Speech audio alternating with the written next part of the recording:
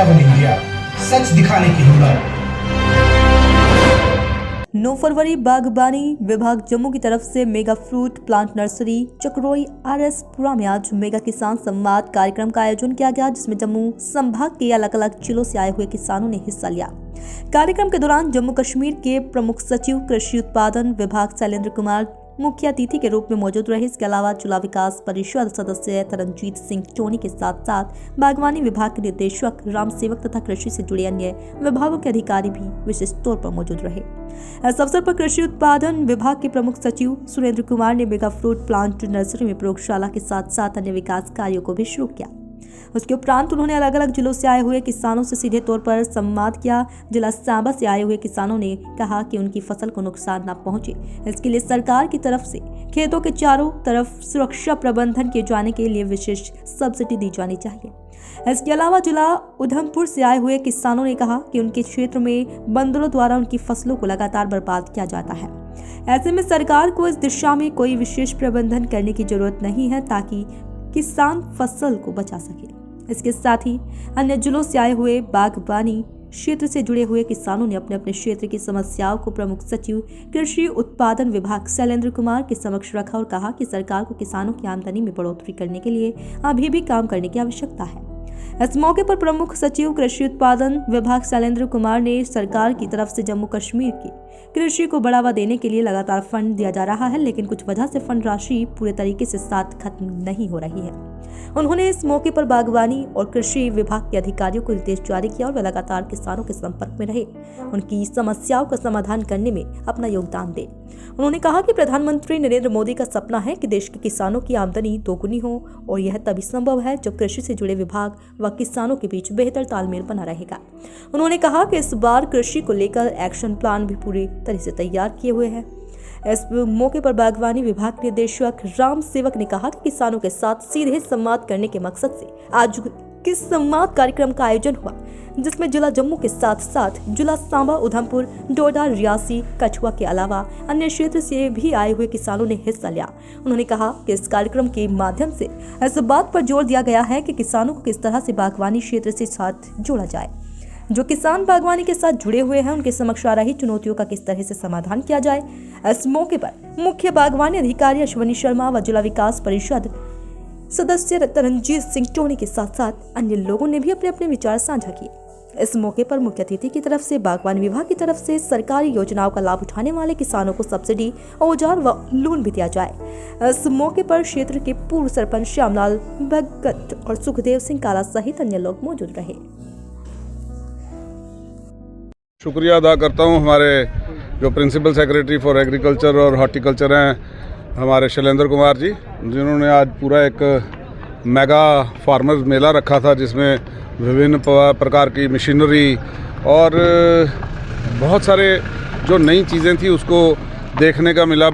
मौका मिला है सभी फार्मर्स को। और उनकी आज मुझे लगता है कि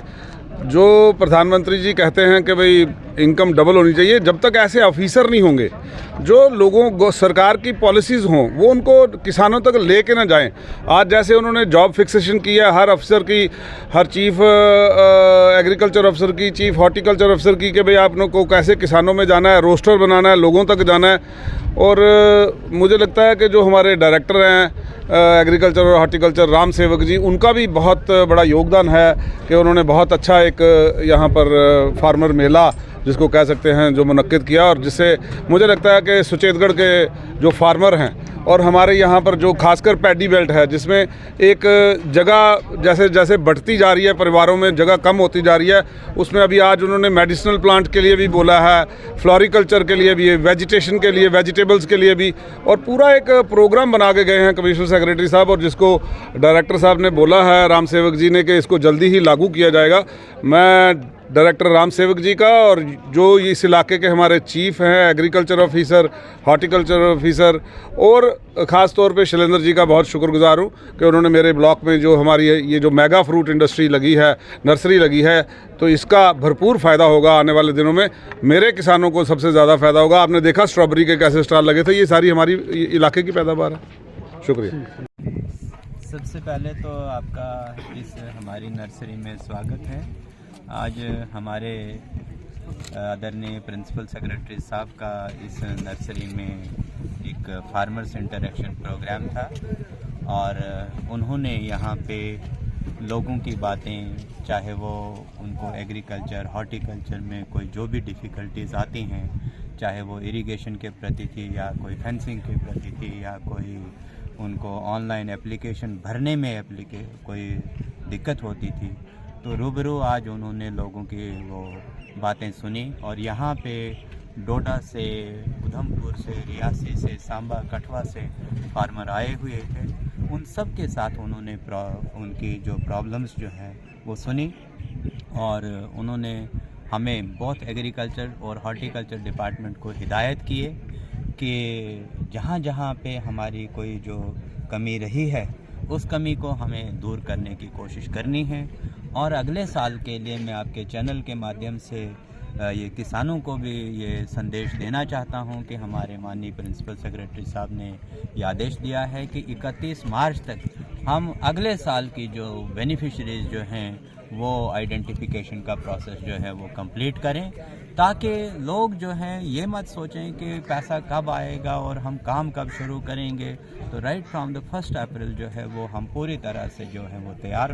हों और आज के ही दिन हमारे माननीय प्रिंसिपल सेक्रेटरी साहब और चीफ सेक्रेटरी साहब की अध्यक्षता में एक